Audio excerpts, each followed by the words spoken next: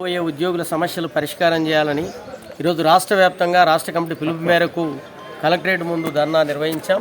ధర్నా అనంతరం DRDA PD గారికి సమస్యలతో కూడిన వినతి పత్రాన్ని ఇచ్చాం. ఇప్పుడు కలెక్టర్ గారికి ఇస్తాం. ముఖ్యంగా రాష్ట్ర ప్రభుత్వాన్ని ఒకటే డిమాండ్ చేస్తూ ఉన్నాం. రాష్ట్ర ప్రభుత్వం రేవంత్ రెడ్డి సర్కార్ కాంగ్రెస్ పార్టీ ఎన్నికల ముందర వివోఏలు పోరాడుతున్న సందర్భంలో వివోఏల పోరాటానికి మద్దతు ఇచ్చారు, న్యాయం అన్నారు. మేము అధికారంలోకి వస్తే 20,000 వేతనాన్ని అమలు చేస్తామని చెప్పి హామీ ఇచ్చారు. వాళ్ళ ఎన్నికల మేనిఫెస్టోలో రాశారు. కానీ అధికారంలోకి వచ్చి ఇప్పుడు 15 నెలలు కావస్తూ ఉన్నది.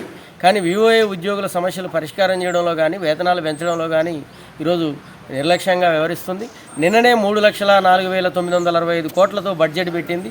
ఈ బడ్జెట్లో వివోఏల వేతనాల గురించి కానీ సెర్పు ఉద్యోగుల గుర్తింపు కానీ ఇతర సమస్యల పరిష్కారానికి పల్లెత్తు మాట కూడా అసెంబ్లీలో ఈరోజు మాట్లాడలేదు.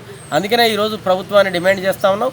మీరిచ్చిన వాగ్దానాన్నే 20,000 వేతనాన్ని వెంటనే అమలు చేయాలని చెప్పి డిమాండ్ చేస్తూ ఉన్నాం. జీవో నెంబర్ 58 తీసుకొచ్చారు. దాని ప్రకారం 3 నెలలకు ఒకసారి రెన్యువల్ చేసే పద్ధతి ఈరోజు వివోఏల మీద పెట్టారు. దీని మీద వేధింపులు, తొలగింపులు, కక్ష సాధింపులు, సంఘబంధాలకు అధికారం ఇవ్వడం వల్ల వివోఏలు ఇబ్బంది పడుతున్నారు. అది రద్దు చేయాలని చెప్పి మేము ఆ విధానాన్ని రద్దు చేయాలని చెప్పి డిమాండ్ చేస్తూ ఉన్నాం. వివోఏలు చనిపోతే ఎలాంటి ప్రమాద బీమా కానీ ఆరోగ్య బీమా కానీ లేదు. ఆరోగ్య బీమా ఇవ్వాల్సినటువంటి అవసరం ఉంది. వీళ్ళకి ఎప్పుడో జమాన్లా వీళ్ళు కొనుక్కున్న సెల్లులే ఉన్నాయి, డేటా లేదు. ఆన్లైన్ పనులు మాత్రం విపరీతంగా చేయిస్తున్నటువంటి పరిస్థితి ఉంది. అందుకోసమే ప్రభుత్వం ఈ పనులు చేయడానికి వివోఏలు సిద్ధంగా ఉన్న వాళ్ళ సేవలు ఉపయోగించుకోవడానికి వాళ్ళకి కావాల్సిన సౌకర్యాలు అందజేయడంలో, వేతనాలు ఇవ్వడంలో, వాళ్ళ సమస్యలు పరిష్కరించడంలో ఘోరంగా వైఫల్యం చెందింది. దాన్ని నిరసిస్తే ఈరోజు ఆందోళన చేస్తూ ఉన్నాం. ప్రభుత్వం స్పందించకపోతే 25వ తారీఖు చలో హైదరాబాద్ నిర్వహిస్తాం. అప్పటికి దిగిరాకపోతే దశల వారీగా పెద్ద ఎత్తున అవసరమైతే సమ్మెకు కూడా వెనకాడబోమని చెప్పి ప్రభుత్వాన్ని హెచ్చరిస్తా ఉన్నాం. సీసీఏపీఎం లాగిన్లు ఇస్తారు, మేము మాతో వర్క్ చేస్తారు. సీసీఏపీఎంలో పోయేమో మా లాగిన్లో చేసినాం, మేమే పని చేసినామని సెల్ఫ్ సీఈఓ గారు కాడ చూపించుకుంటున్నారు. మాకు లాగిన్ ఇస్తే మేమే చేస్తాము.